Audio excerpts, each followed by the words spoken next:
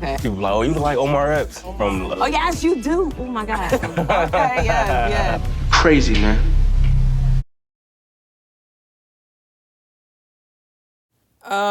No, sir. No. And no, ma'am. Okay. We've been waiting and waiting. We had a long hiatus, all right, in between last season and this season. Last season was wild and crazy. We all know what happened with that. But we've been waiting for this new season of Ready to Love. They're in Philly. And listen, I feel like Philly is going to give us some interesting TV, all right? Call me crazy, but I feel like this cast so far, because we only met 10 of them, they are going to be some interesting characters, all right? However, I will say off the top, all right, I'm from DC, not too far from Philly, but I don't feel like, I guess this is always in all of the seasons, that the people that usually come on the show are people who like moved from another city to the city that they're filming in. I don't feel like they have a lot of original Philadelphians. But we'll see. We'll see, because they do have some interesting characters. All right, so they're doing the two mixers this time with the two groups. They're going to have 10 people meet, and then they're going to have that 10 people meet the other 10 people. Now, in the past, they had, when they did this before, they cut two people before they got to meet the other group. And I guess they listening to some of the stuff some of the feedback that they're getting, because you'll see what I'm saying in the end. All right. So this season starts off with Ready to Love's first wedding. All right. And there was so much chatter about who was getting married. Was it going to be Walter and Sabrina? Was it going to be, what was the other couple that I was thinking about? Because somebody else got married. Walter and Sabrina got married.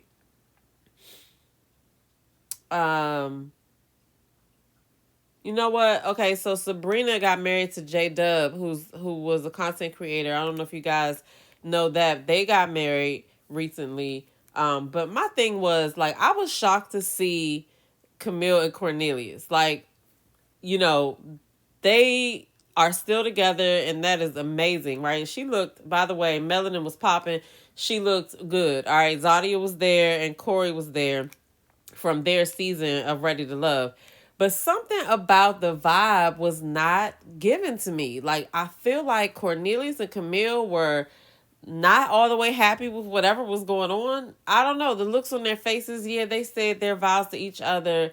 But aside from that, like when they walked out and stuff, like, I don't know, it was just something that I just can't put my finger on about that whole thing. And Corey was there with his beard. What do y'all think about Corey's beard? What do y'all think? Zadia was there. But anyway, that was the first Ready to Love wedding, and I personally feel like OWN could have done better. Ready to Love could have done better. They could have done so much better with how they included this. I didn't feel like it was as special as it should have been made out to be, right? I felt like there should have maybe been more Ready to Love, past Ready to Love cast members there. I feel like OWN just kind of dropped the ball on that. I don't know what the situation was behind it, but yeah, they were in a vineyard, but I just felt like it wasn't like I would have imagined it to be for that couple, okay? But shout out to them. Congratulations, because I was one of the ones in the beginning when Camille's season first aired. I was like, lady, why are you telling this man what to do? But again, we don't see all of the conversations, right? And so that's kind of how they wanted to, the production wanted to put it out to us. But as you can see, they are still standing, still together, and now they are married. All right, so congratulations to them. Because Ready to Love need some successful couples, okay? So I don't know what this Philly season is gonna give, because the 10 people that we've met so far, I don't know. I'm getting some vibes from these dudes that I just don't know about them. All right, I just don't know. So the scenery at the wedding was decent, but like I said, I feel like they could have done way better. But how long were they filming that day? We don't know, because those mixers are traditionally really long, and so we don't know how long they were filming, how many conversations they had, how many conversations were missed. Okay, we have no idea. But I did catch some interesting things that was said by some of these people, especially Naeem. Naeem is going to be an issue. Now, I feel like they're going to keep Naeem around because he has the ingredients for just reality TV. All right. That man said that he got 5 kids and 3 baby mothers, and that's not even the issue. The issue is that they're all babies. You got 5 babies. Like, you're 42, sir. What are you doing? What are you doing? One of these or 2 of these women had to be pregnant. The one of their pregnancies had to overlap. If they all babies, like, come on. What is he doing? So, but I feel like this is the type of situation that hangs around a long time. So we'll see how the ladies are gonna take it. He is cute. He owns a gym and everything, but I do appreciate that he was upfront with the 5 kids thing. He put that out there on day one. That way people can, not get attached first and make a decision, because 5 babies is wild. That's wild. All right. So we'll see how this plays out. But I want to talk about my first impression so far of the 10 people that we met. All right. So my favorite off of the top already is Deanna. I like Deanna. She's a firefighter. And she said she won't date another firefighter, because there is another firefighter that she's going to meet next week. I think his name is Cameron. But anyway, I like Deanna. She's really cute. She kind of reminds me of Ashley from Ready to Love, Make a Move. But anyway, and then we got Angie. Angie is a bartender, and I think she does some other things as well. She's 40. Now, Angie has a sad situation that happened to her. She was proposed to by her ex, and she said that was the best relationship she'd ever been in. And he actually had a heart attack in his sleep. So condolences go out to her on that, because that is wild. So she's here. I feel like she's genuinely looking for a genuine connection, right? I just hope these I'm telling y'all, these dudes from Philly, I'm telling you, I hope they are not going to disappoint, because it could be, anyway. So then we got Kiara. Kiara thinks she like that. All right, we're just gonna leave it there. Kiara thinks she like that. She thinks she's the bee's knees, and that's what I think. That's what I think about Kiara. You know what I'm saying? Sahara. Anytime Ready to Love has casted a woman like Sahara, and what I mean by a woman like Sahara is I mean raw, uncut, and being herself. They don't make it far, okay? And so, yeah, she might be a little rough around the edges. Philly women, New York women, and DC women are kind of rough around the edges. Some of us, okay? And I say us because I'm a DC girl, and I feel like I am a little rough around the edges when it comes to, just the overall perception of women. I'm not as feminine as I guess, most women would be. And now Sahara she a little rough around the edges. But I think y'all get what I'm saying. But my point is, women like that do not last long on the show. Okay, so then we got True.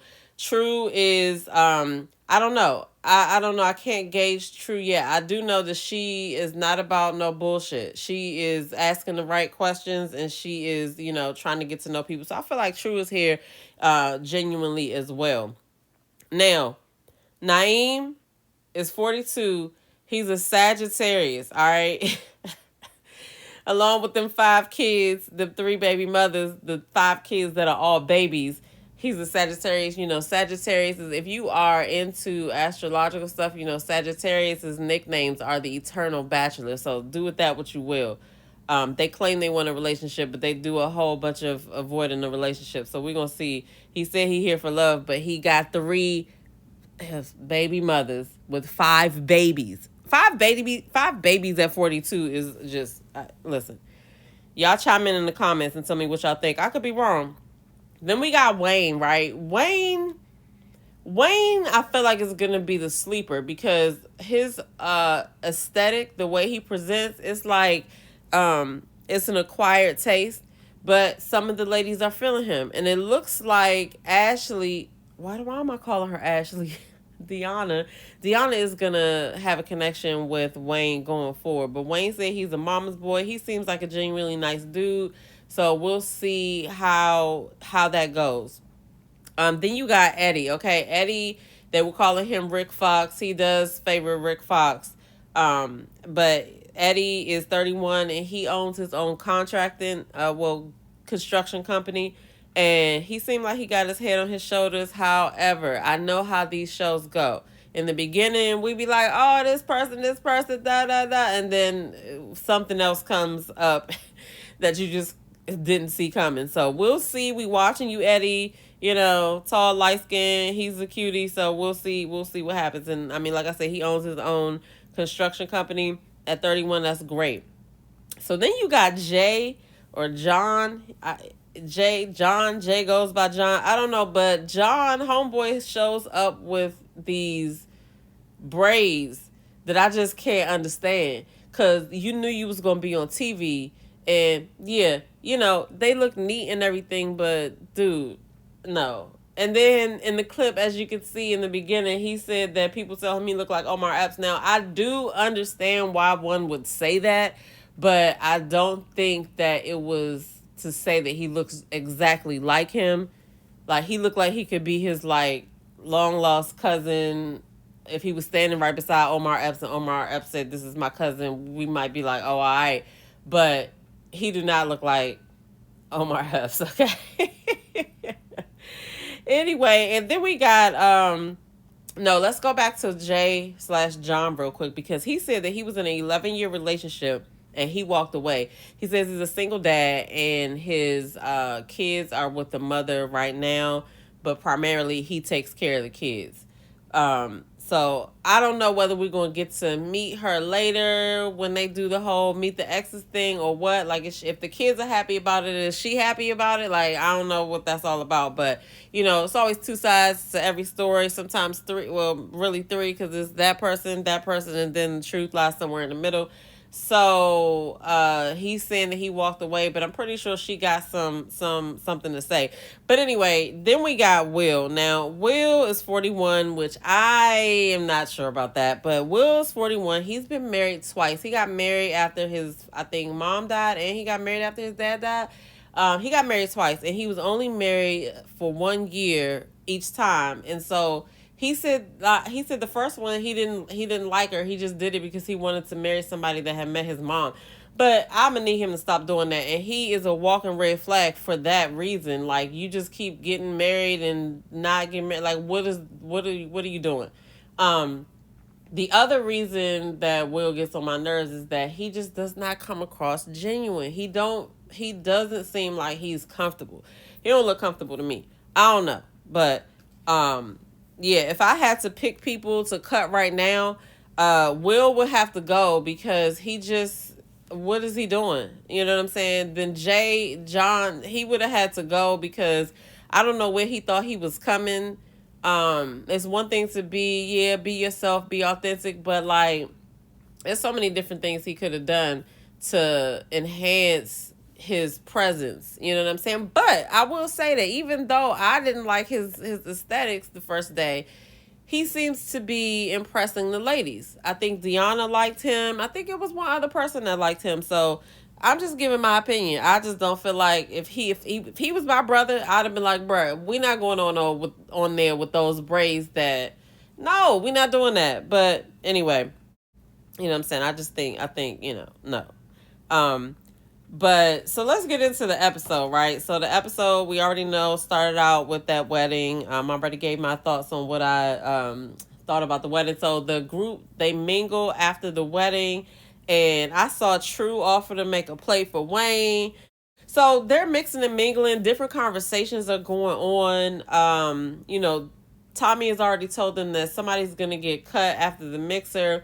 So they think two people are going to go home while they're, you know, mixing and mingling or whatever, but they're going around and having conversations and talking to each other, getting to know each other. Now, I personally think that I agree a little bit with the way they're doing the two different groups, but I feel like we did not need one episode of one group. I feel like they should let the first group mingle for a while and then bring in the second group so that then everybody else is like engaging and entering in. I don't know. I don't know how they could do it that could satisfy everybody, but I just feel like it was drawn out and they could have done a little bit more, for that episode. But at the same time, we did get a lot of the conversation that people were having. So I guess, we'll see how it goes on. It is what it is. We'll meet the second group next week. And I feel like the second group next week is going to bring that fire. Because I already saw a couple of cute ladies. And there's a couple of gentlemen that I want to talk about. Because I'll just give you a preview to what I'll say next week. But this is probably really smart that these guys are doing this. There's 2 of the cast members that we're going to meet next week that have started a podcast. And when I say they just started a podcast, they literally dropped the first episode today. It's Saturday, the day after Ready to Love premiered. And I got a chance to catch it because I was like, let me see how these dudes are when they're not on the show dating. We haven't even seen them dating yet. And so I kind of wanted to get a feel for their personality so I could kind of watch along the show to see. It was a good episode of the podcast. I'll say that. I will share the podcast and then once these people have been introduced. But if you're already following the cast, you know who I'm talking about. But anyway, so Will is irritating, okay? Will is just irritating. Like, he is joking about everything. He just got an awkward personality. He's like one of those guys at work that you just be like, this dude, he's here again. So, and then I saw True and Jay bump heads because she peeped the player in Jay, right? What is he doing? Like, he didn't help himself coming in with them cornrows. I'm telling you, he gives a certain type of vibe, all right? And then there was a shot of Naeem and Eddie talking. Now, Naeem, the mics caught this, and I guess he knew to the whole situation, but the mics caught Naeem asking Eddie if he's satisfied with the first batch. My dude, I feel like he shouldn't have asked that question while he was mic'd up. I don't know, maybe it's just me, but like, you got 5 babies and 3 baby mothers. Like, are we satisfied with the first batch? Like, what? That's why I would have cut him. All right, so anyway, that's enough of that. But Tommy comes back. And they do the elimination. Well, he talks to the groups first, obviously, like he does, and sees like who likes who or whatever. And the men are feeling Deanna. Good job. And they're also feeling Kiara. And they're not feeling Sahara. They just not feeling her. You know what I mean? She gives they said that she gives a homie vibe. And like I said, women that are rough around the edges usually give the homie vibe. You know what I mean? And it's hard to really make a romantic connection if you're giving the homie vibe. All right, I know all about that. We'll talk about that in another video. But anyway, the women like Jay. See, Jay's personality is sticking through apparently because the women like Jay. And they like Eddie, of course. Now, Eddie is like, like I said, he's the construction company owner. Tall, light-skinned, that look like Rick Fox. So they like him. But they're really not feeling Naeem because of them kids, them babies, and Will. They're right about Will. Will is irritating. I'm sorry. Will is annoying. Listen, I'm only going on what they showed us. In the clips, in the episode that they showed us, Will was annoying. He may not be annoying in person, but the way they put it together, I was like, oh my God. He gotta go. Anyway, so then Tommy meets with everyone and they have this elimination. So Will and Naeem get called up to be eliminated and Naeem is shocked. He like, I get called up with Will? With Will? Yeah. Oh my gosh. And then I feel like they got it right with Will. And Naeem, count your days because those 5 babies is what it is. They're 5 babies. It's not like you got 5 kids and the oldest one is like 17 and, they stagger. You have 5 babies. Okay, so that's going to require work from the person that you're going to get with. And 5 babies, like I said, some pregnancies had to be overlapping. I'm sorry. I'm sorry. But anyway, the girls that were called up were Sahara and True. Now, I was shocked about True, kinda, because she had good conversation, but she was coming in like an interview. Like, and I guess that was off-putting. Sahara was upset, and she was mad, you know what I'm saying? They ended up sending home Naeem and Sahara, but Tommy threw a curveball, okay? The curveball this time was that the two people that got cut, they don't have to, well, not they don't have to, but they get to come to the next mixer to meet the other people before they actually solidify the elimination. So I'm guessing that it's going to be another elimination once they meet everybody else, and then that whoever gets picked on that elimination, those two people will go home. So Sahara was like, look, guess what? I'm not messing with none of y'all back here. Like, the 5 dudes that are here, I'm done with them. Bring in the next ones. That's what she said. Okay. And I kind of feel her on that, because it's only 5 of y'all. And they just basically said they weren't interested because they put her up. Right. So she could go in and focus on the other 5 and see if she has a connection or whatever. But I don't want her to go and confront those dudes, because it's a pattern on this show. Once somebody gets put, well, not all the time, but it's happened a couple of times. A woman will get put up for elimination, but she feels like she had great conversation with the guys and they were not presenting the fact that they weren't feeling her. And so they would go at the next time they got together to ask, who put me up? Why y'all put me up? Now, I think that that's partly production. Like, some of those people probably asked on their own, but if Sahara ends up like approaching these dudes and asking them why they sent her home, I'm gonna have to believe that production stepped in, because she don't seem like she care right now, right? So we'll see how that plays out. But I feel like, it could be the person, and it also could be production stepping in just to start that conversation, to get it, to get that going or whatever. So I don't know. But it usually backfires and makes the person even less likable. So, it's a catch-22. So hopefully she get in there and she meets somebody and she vibe with somebody from the next group, because I feel like she's another one that's good for reality TV. All right. She is not going to disappoint. Trust me. Okay. So we still get to meet they still get to meet the other group. I think this episode was decent, you know what I'm saying? I feel like they dragged it out. However, it wasn't boring, but I feel like they could have did a lot more with the wedding. That was kind of lackluster to me, and I feel like they owe Camille and Cornelius more than that. But that's just me. But y'all get in the comments below. Let me know what your thoughts on this episode was. I'm here for Philly. I've been waiting for Ready to Love to come back, because y'all know this is the main show that I review. And so shout out to the cast. Shout out to this season, because y'all know what happened, but we don't know what happened yet. So just bear with us as we get through this season. I know it's gonna be interesting, just because I know Philly people. But anyway, I'll see y'all next week, next episode, once we meet the other group. All right, get down in the comments below, let me know what you think. All right, peace.